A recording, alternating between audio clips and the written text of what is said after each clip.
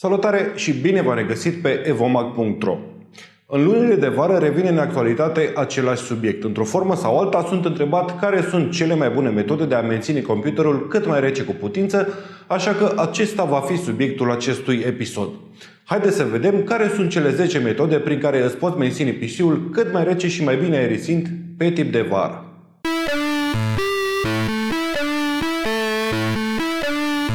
Primul și poate cel mai important sfat este: asigurați o aerisire cât mai bună prin eliberarea spațiului de jur împrejurul carcasei PC-ului.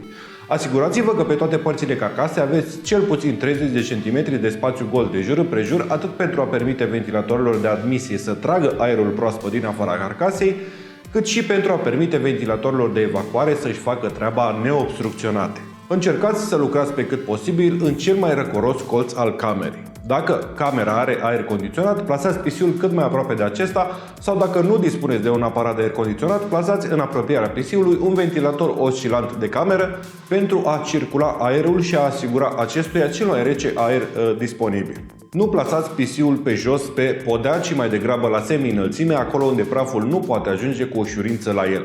Secretul menținerii unor ventilatoare eficiente, a unui sistem lipsit de probleme pe timp de vară și a unei carcase bine ventilate este lipsa prafului.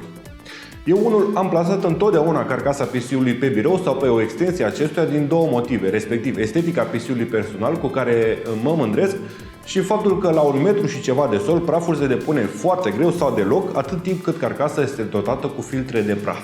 Indiferent de alege să plasați PC-ul pe jos, la semi-înălțime, pe o platformă specială sau pe birou, deschideți și curățați periodic carcasa PC-ului pe interior, minimul recomandat fiind de o dată la 3 luni dacă mediul înconjurător din locație generează mult praf și 6 luni în alte cazuri. Atunci când mă apuc de toaletarea unității, personalul desfac de tot și mă asigur că fiecare componentă în parte este lipsită de praf, dar dacă nu aveți cunoștințele necesare, nu vă temeți. Nu vă este necesar decât un compresor dacă dețineți sau un tub de aer comprimat care costă doar câțiva lei pentru a sufla praful din interiorul carcasei. Atenție însă, realizați această operațiune într-un spațiu bine ventilat, cum ar fi pe balcon sau în curte. Întotdeauna în timpul funcționării PC-ului mențineți carcasa închisă. O legendă urbană spune că pe timpul verii deschiderea uneia dintre panourile laterale ale carcasei duce la o răcire mai bună a componentelor acestuia. Pare logic la prima vedere, teoretic dacă carcasa este deschisă, este disponibil mai mult aer pentru răcirea componentelor.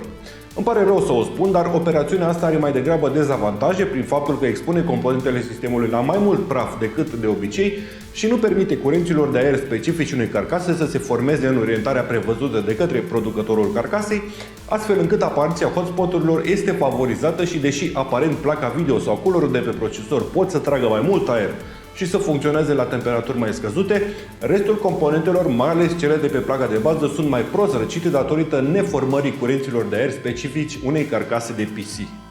Verificați și acolo unde este cazul înlocuiți sau adăugați ventilatoare. Una dintre cele mai frecvente cauze ale defectării unei componente este temperatura ridicată la care a fost supusă în timpul funcționării, iar asta se datorează ventilatorilor nefuncționale, a sloturilor de aerisire acoperite de praf ori blocate fizic sau lipsa totală sau aproape totală de ventilație în zona respectivei componente. Este valabil mai ales în cazul plăcilor video sau procesorilor care după o perioadă de funcționare la temperaturi foarte mari au obiceiul să afișeze artefacte sau pur și simplu să eșueze total.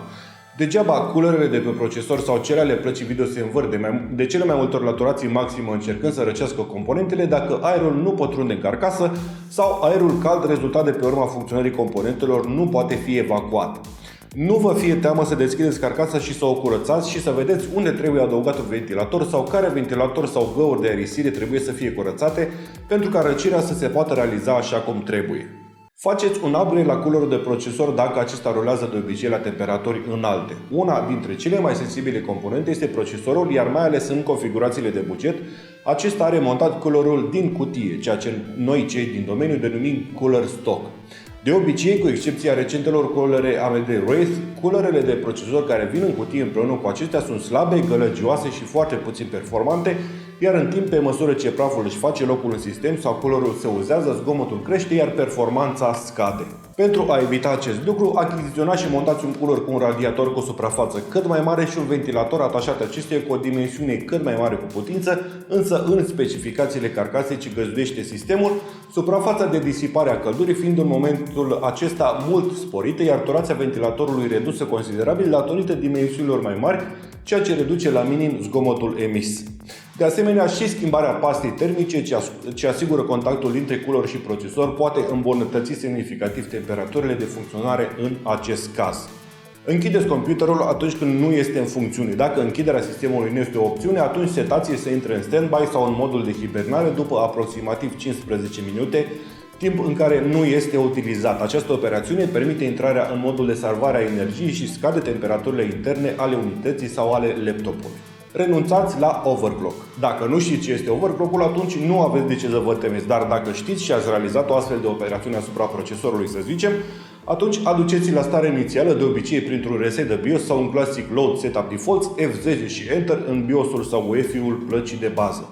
Șansele sunt ca în zilele foarte călduroase de vară, overclock-ul să aducă mai mult rău decât bine performanței PC-ului dacă nu dispune de sisteme de răcire specializate și foarte performante. 2 sau 3 luni fără câteva sute de MHz în plus pentru placa video sau procesor nu au cum să facă rău pe termen lung. Utilizați surse modulare și montați doar firele de care aveți nevoie pentru alimentarea componentelor sau încercați să plasați toate cablurile componentelor care se conectează prin fire la placa de bază în spații unde nu pot influența curentul de aer format de ventilatoarele sistemului. Pe lângă beneficiul estetic adus de o astfel de operațiune, cunoscută și ca wire management, acesta poate preveni și formarea de hotspot-uri în sistem. Acestea sunt cele 10 sfaturi pe care vi le pot da vis-a-vis de subiectul răcirii pe timp de vară a PC-ului vostru. Unele dintre ele sunt valabile și în cazul celorlalte aparate electronice sau în cazul laptopurilor, acolo unde trebuie să vă avertizez că utilizarea unui laptop pe genunchi sau în pat poate duce la obturarea găurilor de admisie a aerului și la supraîncălzirea rapidă a laptopului, iar după cum știți, laptopurile sunt mult mai sensibile la căldură decât o unitate obișnuită a unui desktop, așa că utilizate în acest fel se pot defecta mult mai repede, principala operațiune dintr-un service de laptopuri fiind pe timp de vară curățarea sistemului de răcire de scame, frimituri sau praf și schimbarea pastei termice. Asta este tot pentru astăzi. Pentru cei interesați am să adaug la finalul sau în descrierea acestui episod linkuri către secțiunea de ventilatoare, culere pentru PC, de pastă termică și alte componente specifice de pe magazinul nostru online evomac.ro, care vă pot ajuta să mențineți temperatura PC-ului personal în limite acceptabile. Cu siguranță veți găsi acolo ceva care vă va fi de folos. Dacă aveți și alte întrebări sau vreți să împărtășiți cu restul membrilor comunității alte metode de răcire, aștept comentariile voastre în secțiunea dedicată a acestui clip pe canalul nostru de YouTube. Nu uitați să ne oferiți un like și un share, iar eu vă spun până data viitoare toate cele bune!